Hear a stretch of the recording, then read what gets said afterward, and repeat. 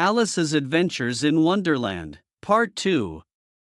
Second 3 chapters. Chapter 10, The Lobster Quadrille. The Mock Turtle sighed deeply, and drew the back of one flapper across his eyes.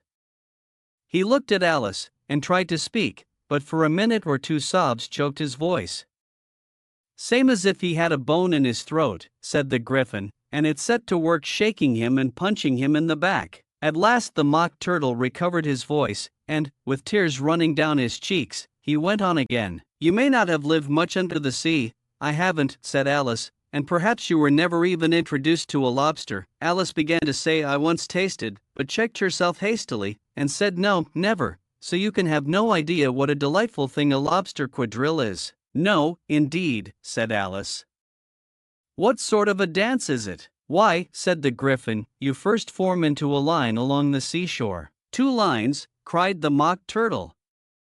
"Seals, turtles, salmon, and so on, then, when you've cleared all the jellyfish out of the way." "That generally takes some time," interrupted the Gryphon. "You advance twice, each with a lobster as a partner," cried the Gryphon. "Of course," the Mock Turtle said, "advance twice, set to partners. Change lobsters, and retire in same order," continued the Gryphon. "Then, you know," the Mock Turtle went on, "you throw the lobsters," shouted the Gryphon, with a bound into the air, "as far out to sea as you can." "Swim after them," screamed the Gryphon. "Turn a somersault in the sea," cried the Mock Turtle, capering wildly about. "Change lobsters again," yelled the Gryphon at the top of its voice. "Back to land again, and that's all the first figure," said the Mock Turtle, suddenly dropping his voice, and the 2 creatures, who had been jumping about like mad things all this time, sat down again very sadly and quietly, and looked at Alice. "It must be a very pretty dance," said Alice timidly. "Would you like to see a little of it?" said the Mock Turtle.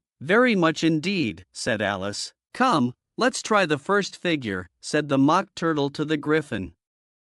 "We can do without lobsters, you know." "Which shall sing?" "Oh, you sing," said the Gryphon. "I've forgotten the words." So they began solemnly dancing round and round Alice, every now and then treading on her toes when they passed too close, and waving their forepaws to mark the time, while the Mock Turtle sang this, very slowly and sadly. "Will you walk a little faster?" said a whiting to a snail. "There's a porpoise close behind us, and he's treading on my tail. See how eagerly the lobsters and the turtles all advance. They are waiting on the shingle. Will you come and join the dance? Will you, won't you, will you, won't you join the dance? Will you, won't you, will you, won't you join the dance? You can really have no notion how delightful it will be, when they take us up and throw us, with the lobsters, out to sea." But the snail replied, too far, and gave a look askance. Said he thanked the whiting kindly, but he would not join the dance. Would not, could not, would not, could not, would not join the dance. Would not, could not, would not, could not join the dance. "What matters it how far we go?" his scaly friend replied. "There is another shore, you know, upon the other side. The further off from England the nearer is to France. Then turn not pale, beloved snail, but come and join the dance. Will you, won't you, will you, won't you join the dance? Will you, won't you, will you, won't you join the dance?" "Thank you, it's a very interesting dance to watch," said Alice, feeling very glad that it was over at last, "and I do so like that curious song about the whiting." "Oh, as to the whiting," said the Mock Turtle, "you've seen them, of course?" "Yes," said Alice, "I've often seen them at Din." She checked herself hastily. "I don't know where Din may be," said the Mock Turtle, "but if you've seen them so often, of course you know what they're like." "I believe so," Alice replied thoughtfully. "They have their tails in their mouths, and they're all over crumbs." "You're wrong about the crumbs," said the Mock Turtle. "Crumbs would all wash off in the sea. But they have their tails in their mouths, and the reason is," here the Mock Turtle yawned and shut his eyes. "To tell her about the reason and all that," he said to the Gryphon. "The reason is," said the Gryphon, "that they would go with the lobsters to the dance. So they got thrown out to sea. So they had to fall a long way. So they got their tails fast in their mouths. So they couldn't get them out again. That's all." "Thank you," said Alice, "it's very interesting." I never knew so much about a whiting before. I can tell you more than that, if you like, said the Griffin. Do you know why it's called a whiting? I never thought about it, said Alice. Why, it does the boots and shoes, the Griffin replied very solemnly. Alice was thoroughly puzzled.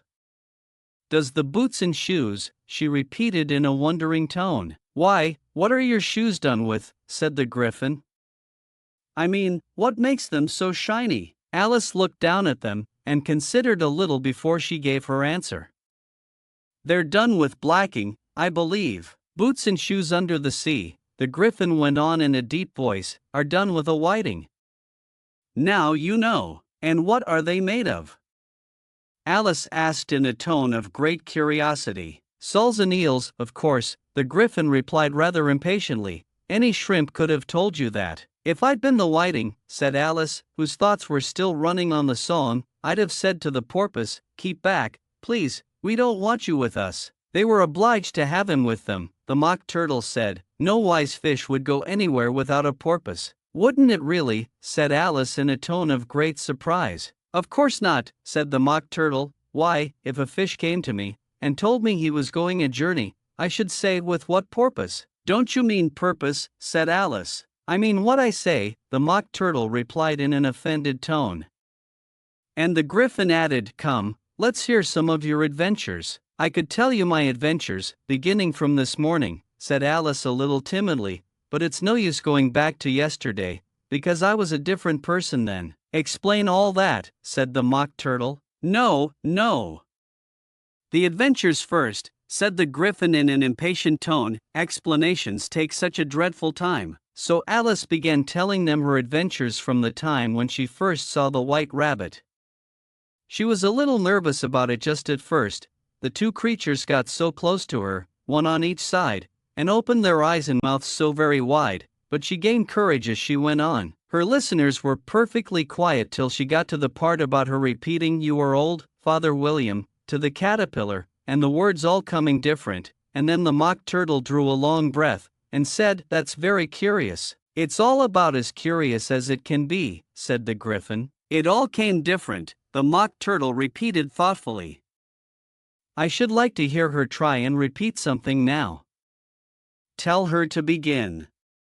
He looked at the Griffin as if he thought it had some kind of authority over Alice. "Stand up and repeat, 'tis the voice of the sluggard," said the Griffin. How the creatures order one about, and make one repeat lessons, thought Alice. I might as well be at school at once.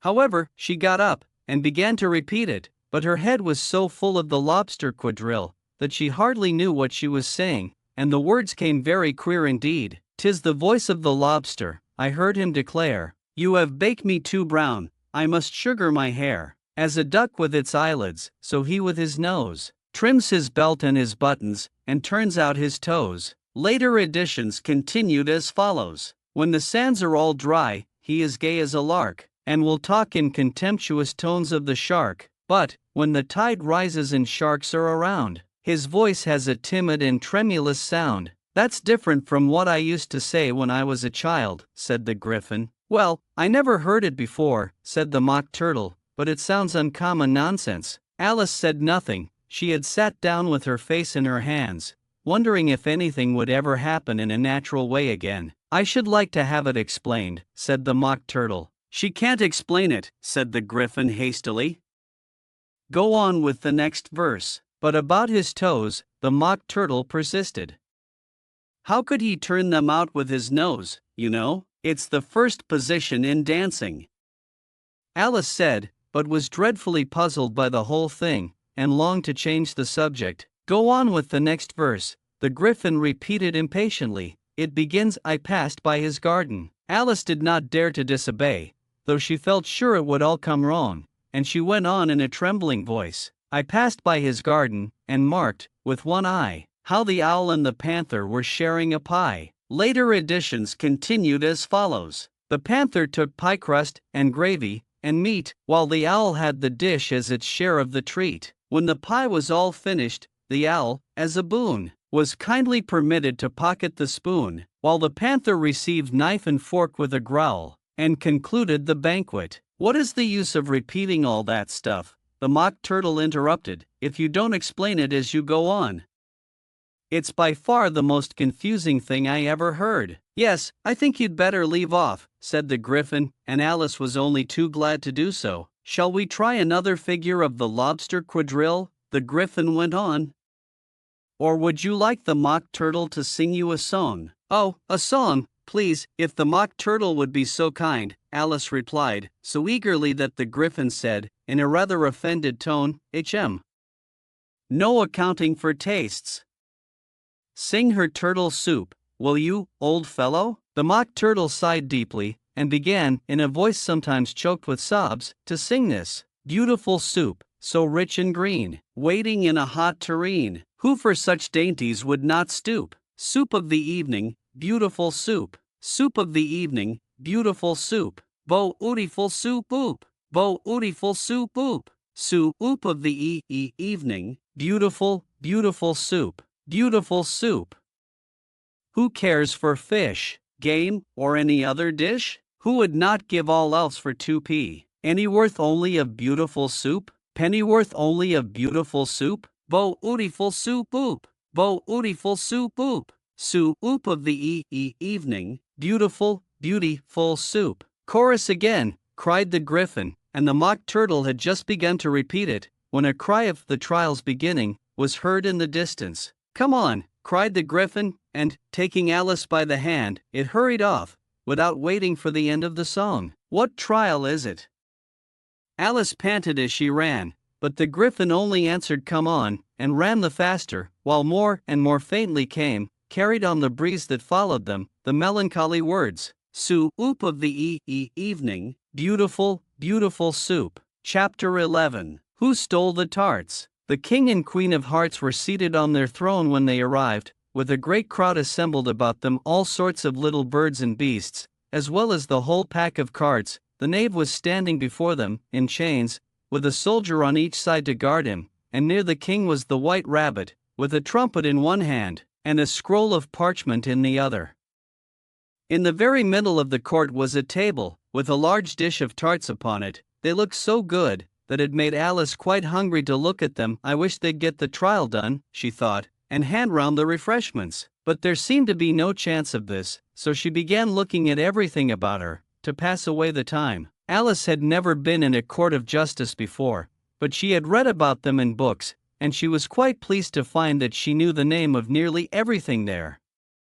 "That's the judge," she said to herself, because of his great wig. The judge, by the way, was the king, and as he wore his crown over the wig, look at the frontispiece if you want to see how he did it, he did not look at all comfortable, and it was certainly not becoming. "And that's the jury box," thought Alice, "and those 12 creatures," she was obliged to say creatures, you see, because some of them were animals, and some were birds. "I suppose they are the jurors." She said this last word 2 or 3 times over to herself, being rather proud of it, for she thought, and rightly too, that very few little girls of her age knew the meaning of it at all.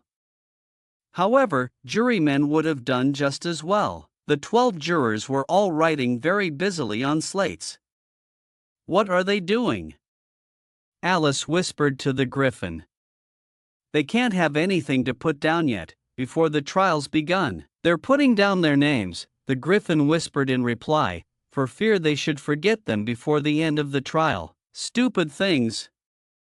Alice began in a loud, indignant voice, but she stopped hastily, for the White Rabbit cried out, "Silence in the court," and the king put on his spectacles and looked anxiously round, to make out who was talking. Alice could see, as well as if she were looking over their shoulders, that all the jurors were writing down stupid things on their slates, and she could even make out that one of them didn't know how to spell stupid, and that he had to ask his neighbor to tell him. "A nice muddle their slates'll be in before the trial's over," thought Alice. One of the jurors had a pencil that squeaked. This, of course, Alice could not stand, and she went round the court and got behind him, and very soon found an opportunity of taking it away. She did it so quickly that the poor little juror, it was Bill, the lizard, could not make out at all what had become of it, so, after hunting all about for it, he was obliged to write with one finger for the rest of the day, and this was of very little use, as it left no mark on the slate. Harold read the accusation, said the king. On this the white rabbit blew 3 blasts on the trumpet, and then unrolled the parchment scroll, and read as follows. The Queen of Hearts, she made some tarts, all on a summer day. The Knave of Hearts, he stole those tarts, and took them quite away. Consider your verdict, the king said to the jury. Not yet, not yet, the rabbit hastily interrupted. There's a great deal to come before that. Call the first witness, said the king, and the white rabbit blew 3 blasts on the trumpet, and called out, First witness. The first witness was the Hatter. He came in with a teacup in one hand and a piece of bread and butter in the other. I beg pardon, your majesty, he began, for bringing these in, but I hadn't quite finished my tea when I was sent for. You ought to have finished, said the king. When did you begin? The Hatter looked at the March Hare, who had followed him into the court, arm in arm with the Dormouse.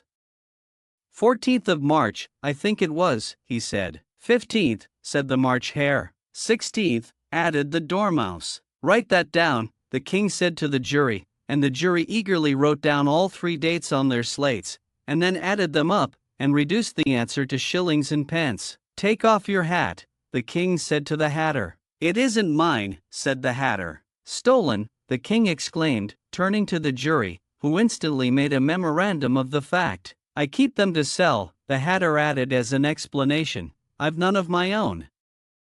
I'm a Hatter. Here the queen put on her spectacles, and began staring at the Hatter, who turned pale and fidgeted. Give your evidence, said the king, and don't be nervous, or I'll have you executed on the spot. This did not seem to encourage the witness at all. He kept shifting from one foot to the other, looking uneasily at the queen, and in his confusion he bit a large piece out of his teacup instead of the bread and butter. Just at this moment Alice felt a very curious sensation, which puzzled her a good deal until she made out what it was. She was beginning to grow larger again, and she thought at first she would get up and leave the court, but on second thought she decided to remain where she was as long as there was room for her. I wish you wouldn't squeeze so, said the Dormouse, who was sitting next to her. I can hardly breathe. I can't help it, said Alice very meekly. I'm growing. You've no right to grow here, said the Dormouse. Don't talk nonsense, said Alice more boldly. You know you're growing too. Yes, but I grow at a reasonable pace, said the Dormouse, not in that ridiculous fashion.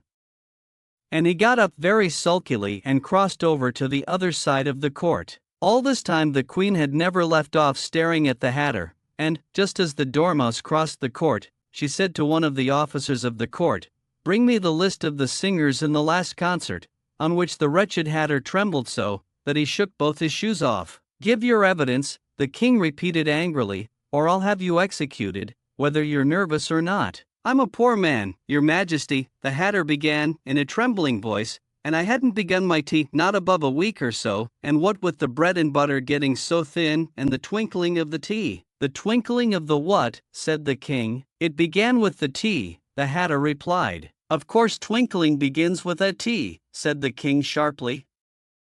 Do you take me for a dunce?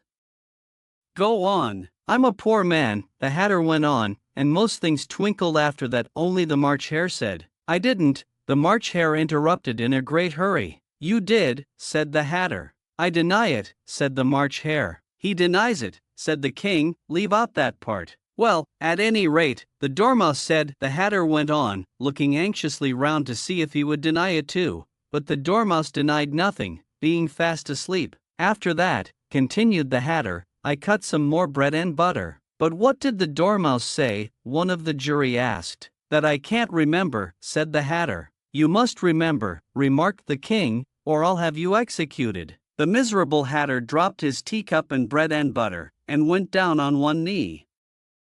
I'm a poor man, your majesty, he began. You're a very poor speaker, said the king. Here one of the guinea pigs cheered, and was immediately suppressed by the officers of the court.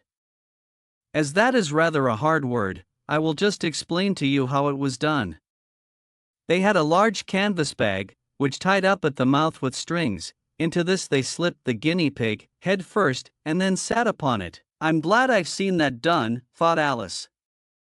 I've so often read in the newspapers, at the end of trials, there was some attempts at applause, which was immediately suppressed by the officers of the court, and I never understood what it meant till now. If that's all you know about it, you may stand down, continued the king. I can't go no lower, said the hatter, I'm on the floor, as it is. Then you may sit down, the king replied. Here the other guinea pig cheered, and was suppressed. Come, that finished the guinea pigs, thought Alice. Now we shall get on better. I'd rather finish my tea, said the hatter, with an anxious look at the queen, who was reading the list of singers. You may go, said the king, and the hatter hurriedly left the court, without even waiting to put his shoes on. And just take his head off outside, the queen added to one of the officers. But the hatter was out of sight before the officer could get to the door. Call the next witness, said the king. The next witness was the duchess's cook. She carried the pepper box in her hand, and Alice guessed who it was, even before she got into the court, by the way the people near the door began sneezing all at once. Give your evidence, said the king. Shan't, said the cook. The king looked anxiously at the white rabbit, who said in a low voice, Your Majesty must cross-examine this witness. Well, if I must, I must, the king said, with a melancholy air, and, after folding his arms and frowning at the cook till his eyes were nearly out of sight, he said in a deep voice, What are tarts made of? Pepper, mostly, said the cook. Treacle, said a sleepy voice behind her. Collar that dormouse, the queen shrieked out. Behead that dormouse. Turn that dormouse out of court. Suppress him. Pinch him. Off with his whiskers. For some minutes the whole court was in confusion, getting the dormouse turned out, and, by the time they had settled down again, the cook had disappeared. Never mind, said the king, with an air of great relief. Call the next witness. And he added in an undertone to the queen, Really, my dear, you must cross-examine the next witness. It quite makes my forehead ache. Alice watched the white rabbit as he fumbled over the list, feeling very curious to see what the next witness would be like, for they haven't got much evidence yet, she said to herself. Imagine her surprise when the white rabbit read out, at the top of his shrill little voice, the name Alice. Chapter 12. Alice's Evidence. Here, cried Alice, quite forgetting in the flurry of the moment how large she had grown in the last few minutes, and she jumped up in such a hurry that she tipped over the jury box with the edge of her skirt, upsetting all the jurymen onto the heads of the crowd below, and there they lay sprawling about, reminding her very much of a globe of goldfish she had accidentally upset the week before. Oh, I beg your pardon, she exclaimed in a tone of great dismay, and began picking them up again as quickly as she could, for the accident of the goldfish kept running in her head, and she had a vague sort of idea that they must be collected at once and put back into the jury box, or they would die. The trial cannot proceed, said the king in a very grave voice, until all the jurymen are back in their proper places. All, he repeated with great emphasis, looking hard at Alice as he said so. Alice looked at the jury box, and saw that, in her haste, she had put the lizard in head downwards, and the poor little thing was waving its tail about in a melancholy way, being quite unable to move. She soon got it out again, and put it right. Not that it signifies much, she said to herself, I should think it would be quite as much use in the trial one way up as the other. As soon as the jury had a little recovered from the shock of being upset, and their slates and pencils had been found and handed back to them, they set to work very diligently to write out a history of the accident, all except the lizard, who seemed too much overcome to do anything but sit with its mouth open, gazing up into the roof of the court. What do you know about this business? The king said to Alice. Nothing, said Alice. Nothing whatever, persisted the king. Nothing whatever, said Alice. That's very important, the king said, turning to the jury. They were just beginning to write this down on their slates, when the white rabbit interrupted. Unimportant, your majesty means, of course, he said in a very respectful tone, but frowning and making faces at him as he spoke. Unimportant, of course, I meant, the king hastily said, and went on to himself in an undertone. Important, unimportant, unimportant, important, as if he were trying which word sounded best. Some of the jury wrote it down important, and some unimportant. Alice could see this, as she was near enough to look over their slates, but it doesn't matter a bit, she thought to herself. At this moment the king, who had been for some time busily writing in his notebook, cackled out silence, and read out from his book, Rule 42. All persons more than a mile high to leave the court. Everybody looked at Alice. I'm not a mile high, said Alice. You are, said the king. Nearly 2 miles high, added the queen. Well, I shan't go, at any rate, said Alice. Besides, that's not a regular rule, you invented it just now. It's the oldest rule in the book, said the king. Then it ought to be number 1, said Alice. The king turned pale, and shut his notebook hastily. Consider your verdict, he said to the jury, in a low, trembling voice. There's more evidence to come yet, please your majesty, said the white rabbit, jumping up in a great hurry. This paper has just been picked up. What's in it? Said the queen. I haven't opened it yet, said the white rabbit, but it seems to be a letter, written by the prisoner to somebody. It must have been that, said the king, unless it was written to nobody, which isn't usual, you know. Who is it directed to? Said one of the jurymen. It isn't directed at all, said the white rabbit. In fact, there's nothing written on the outside. He unfolded the paper as he spoke, and added, It isn't a letter, after all, it's a set of verses. Are they in the prisoner's handwriting? Asked another of the jurymen. No, they're not, said the white rabbit, and that's the queerest thing about it. The jury all looked puzzled. He must have imitated somebody else's hand, said the king.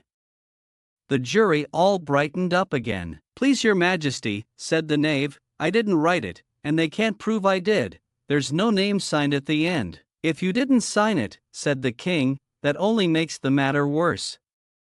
You must have meant some mischief, or else you'd have signed your name like an honest man. There was a general clapping of hands at this. It was the first really clever thing the king had said that day. That proves his guilt, said the queen. It proves nothing of the sort, said Alice.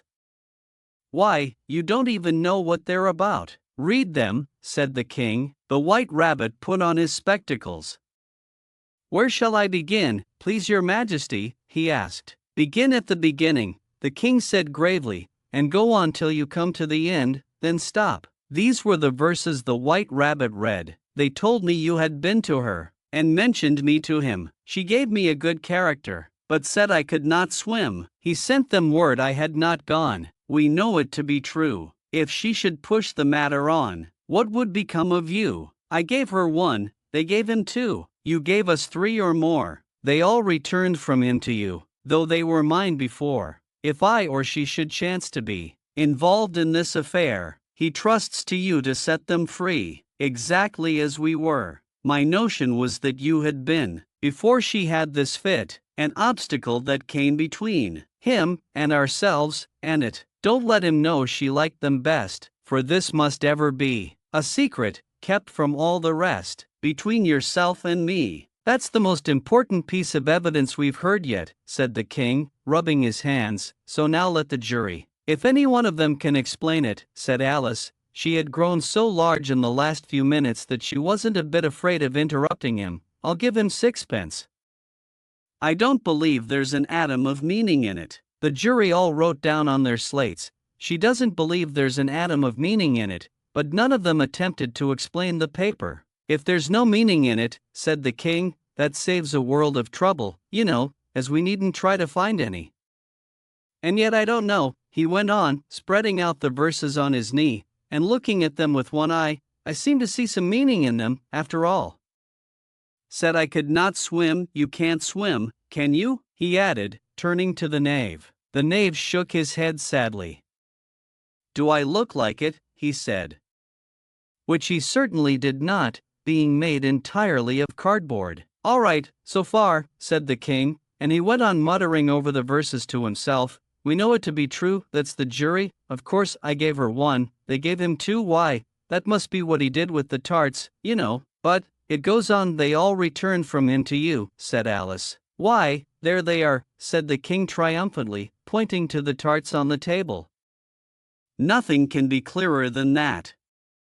Then again, before she had this fit, you never had fits, my dear, I think, he said to the queen. Never, said the queen furiously, throwing an inkstand at the lizard as she spoke. The unfortunate little Bill had left off writing on his slate with one finger, as he found it made no mark, but he now hastily began again, using the ink that was trickling down his face, as long as it lasted. "Then the words don't fit you," said the king, looking round the court with a smile. There was a dead silence. "It's a pun," the king added in an offended tone, and everybody laughed. "Let the jury consider their verdict," the king said, for about the 20th time that day. "No, no," said the queen. "Sentence first, verdict afterwards." "Stuff and nonsense," said Alice loudly. "The idea of having the sentence first." "Hold your tongue," said the queen, turning purple. "I won't," said Alice. "Off with her head," the queen shouted at the top of her voice. Nobody moved. "Who cares for you?" said Alice. She had grown to her full size by this time. "You're nothing but a pack of cards." At this the whole pack rose up into the air, and came flying down upon her. She gave a little scream, half of fright and half of anger, and tried to beat them off, and found herself lying on the bank, with her head in the lap of her sister, who was gently brushing away some dead leaves that had fluttered down from the trees upon her face. "Wake up, Alice dear," said her sister. "Why, what a long sleep you've had." "Oh, I've had such a curious dream," said Alice, and she told her sister, as well as she could remember them, all these strange adventures of hers that you have just been reading about. And when she had finished, her sister kissed her, and said, "It was a curious dream, dear, certainly, but now run in to your tea, it's getting late." So Alice got up and ran off, thinking while she ran, as well she might, what a wonderful dream it had been. But her sister sat still just as she left her, leaning her head on her hand, watching the setting sun, and thinking of little Alice and all her wonderful adventures,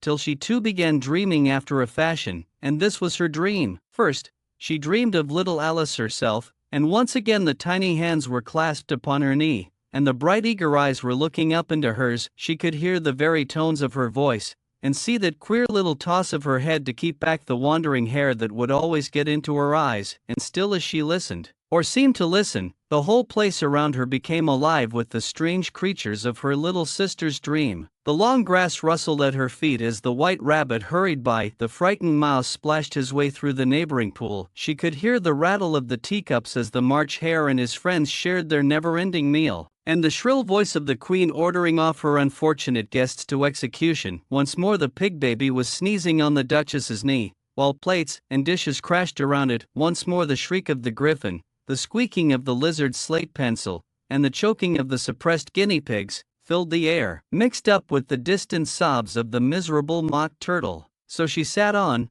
with closed eyes, and half believed herself in Wonderland, though she knew she had but to open them again, and all would change to dull reality. The grass would be only rustling in the wind, and the pool rippling to the waving of the reeds. The rattling teacups would change to tinkling sheep bells, and the queen's shrill cries to the voice of the shepherd boy, and the sneeze of the baby, the shriek of the griffin, and all the other queer noises, would change, she knew, to the confused clamor of the busy farmyard, while the lowing of the cattle in the distance would take the place of the mock turtle's heavy sobs. Lastly, she pictured to herself how this same little sister of hers would, in the aftertime, be herself a grown woman, and how she would keep, through all her riper years, the simple and loving heart of her childhood, and how she would gather about her other little children, and make their eyes bright and eager with many a strange tale, perhaps even with the dream of Wonderland of long ago, and how she would feel with all their simple sorrows, and find a pleasure in all their simple joys, remembering her own child life, and the happy summer days. Thank you for watching.